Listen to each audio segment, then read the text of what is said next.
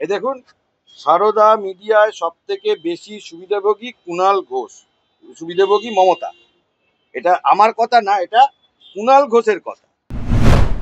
Police দাঁড়িয়ে থেকে ওটা করিয়েছে তো, পুলিশ দাঁড়িয়ে থেকে করিয়েছে তো। পুলিশই তো ওদেরকে আমাদের পেছনে পেছনে নিয়ে গেল। কেউ ইট মারছে, কেউ ঢিল মারছে, কেউ পাথর মারছে, কেউ জলের বোতল ছুটছে, কেউ জুতো ছুটছে, তা আমরা চুপ করে বসে থাকবো? যারা কুণাল ঘোষকে বিশ্বাস করছেন, তৃণমূলকে বিশ্বাস করছেন এবং মমতা বন্দ্যোপাধ্যায়কে বিশ্বাস করছেন, তারা কিন্তু ঠকবে। কিন্তু কেউ যদি তথ্য জানতে চায়, কেউ যদি ওএমআর চায়, যদি সবারটা চায়, কেন সরকার দেবে না? এর জবাব মুখ্যমন্ত্রীকে দিতে হবে। আমি বারবারই বলছি যে এই যে ঘটনা ঘটিয়েছে, এটা কুণাল ঘোষের প্ল্যানিং। যারা কুণাল ঘোষকে বিশ্বাস করছেন, তৃণমূলকে বিশ্বাস করছেন এবং মমতা বন্দ্যোপাধ্যায়কে বিশ্বাস করছেন, তারা কিন্তু ঠকবে। তারা এখানে এসে ঝামেলা করে যা কিছু করে যাচ্ছেন, ভবিষ্যতে আপনাদের নামে যদি ক্রিমিনাল কেস হয়, তাহলে কিন্তু আপনাদের সরকারি চাকরিতে সবারই সমস্যা হতে পারে। এটা হাইকোর্ট, এটা ডায়মন্ড হারবার নয়, আর এটা হরিশ মুখার্জি স্ট্রিট নয়। যখন সারদা ঘটনা ঘটেছিল, আপনারা দেখুন, এই দেখুন, সারদা মিডিয়ায় সব থেকে বেশি সুবিধাভোগী কুণাল ঘোষ, সুবিধাভোগী মমতা। এটা আমার কথা না, এটা কুণাল ঘোষের কথা। তো যে নিজেই সারদার সাথে যুক্ত, সে আইনের জ্ঞান দেবে, সে সততার জ্ঞান দেবে, সে ঠিক করে দেবে যে কারা কারা জেনুইন ক্যান্ডিডেট, কাদের চাকরি পাওয়া উচিত। এটা আপনারা দেখুন, আমি সবার সামনে দেখাচ্ছি। ও তো কালকে ছবি দেখাচ্ছিল, অনেক কিছু দেখাচ্ছিল, তো আপনাদেরকে আমি এটা দেখাচ্ছি। এটা আমার কথা নয়। সারদা মিডিয়ায় সব থেকে বেশি সুবিধাভোগী মমতা, এটা কে বলেছে? কুণাল ঘোষ। আর দেখুন, জেল থেকে বসে, এই ছবি আছে।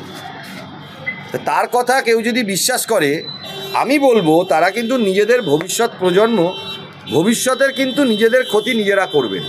আমাদের কারুর সাথে কোনো ব্যক্তিগত বিবাদ নেই। আমরা কোনো ভায়োলেন্স আর কোনো কিছুকে আমরা পছন্দ করি না, আমরা করবও না।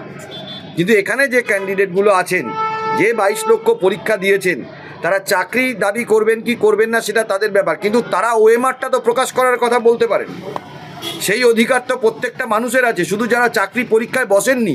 আজকে একটা সাধারণ মানুষও তো বলতে পারে, যারা সরকারি চাকরির পরীক্ষা হয়েছে সমস্তটা পাবলিশ করো। কেন আপনি পাবলিশ করবেন না? সমস্ত স্বচ্ছতার সাথে এই যে স্যাগ্রিগেটেড লিস্ট, আপনি কেন সবাইকে সার্টিফাই করে দেবেন না কারা কারা যোগ্য? যদি না পারেন সবাইকে যোগ্য বলুন, কেন দেবেন না? যারা যারা যারা পরীক্ষায় বসলো, কোনো কম্পিটিটিভ এক্সামে বসলো, আপনি যত পশ্চিমবাংলাতে পরীক্ষা হয়, যত পশ্চিমবাংলায় পরীক্ষা হয়, যত ক্যান্ডিডেট পরীক্ষা দেয়, যারা চান্স পায় না, তাদের প্রত্যেককে আপনারা জিজ্ঞেস করে দেখবেন, কেউ যদি রাইট টু ইনফরমেশনে সরকারের কাছে কিছু জানতে চায়, তারা জানতে পারবে না। তারা চাকরি পাওয়ার কি অধিকার আছে, আমি সেই নিয়ে কোনো কথা বলছি না। কিন্তু কেউ যদি তথ্য জানতে চায়, কেউ যদি ওএমআর চায়, যদি সবারটা চায়, কেন সরকার দেবে না? এর জবাব মুখ্যমন্ত্রীকে দিতে হবে। বিক্রমদা, এই যে হামলারা, এই যারা আন্দোলন করলো, যারা বিক্ষোভ দেখালো, যারা বোতল ছুড়লো, আমি বলছি পুলিশের ভূমিকাটা কি? পুলিশের ভূমিকা জিরো। পুলিশ দাঁড়িয়ে থেকে ওটা করিয়েছে তো, পুলিশ দাঁড়িয়ে থেকে করিয়েছে তো। পুলিশই তো ওদেরকে আমাদের পেছনে পেছনে নিয়ে গেল। কেউ ইট মারছে, কেউ ঢিল মারছে, কেউ পাথর মারছে, কেউ জলের বোতল ছুটছে, কেউ জুতো ছুটছে, তা আমরা চুপ করে বসে থাকবো? একদিন চুপ করে বসে থাকা যায়, দুদিন চুপ করে বসে থাকা যায়, রেগুলার বেসিসে আইদার ফেসবুকে কিছু বলবে অথবা হোয়াটস। আমি কোনো ক্যান্ডিডেটের নাম বলছি না, আমি যত ক্যান্ডিডেট আছেন, যারা সারা পশ্চিমবাংলার মানুষ যন্ত্রণা বেদনা যুব সমাজ রয়েছে, তাই জন্য ব্যক্তিগতভাবে আপনারা দেখে নেবেন। আমি কোনো ক্যান্ডিডেটের নাম আমাদের ব্যাপারে ফেসবুকে, হোয়াটসঅ্যাপে যাচ্ছে তাই ভাবে অনেক রকম আক্রমণ করা হয়েছে। যে ক্যান্ডিডেট কুণাল ঘোষের কাছে যেত, সে ক্যান্ডিডেট এখন তার নিজের রাজনৈতিক পরিচয় বদলে দিয়েছে। আমি নাম বলবো না, আপনারা ফেসবুক দেখলে বুঝতে পারবেন। তাতেও আমি কারোর নামে অভিযোগ করব না, আমরা করিনি, কারণ এরা সবাই বঞ্চিত বিতাড়িত, এটা আমি মানি।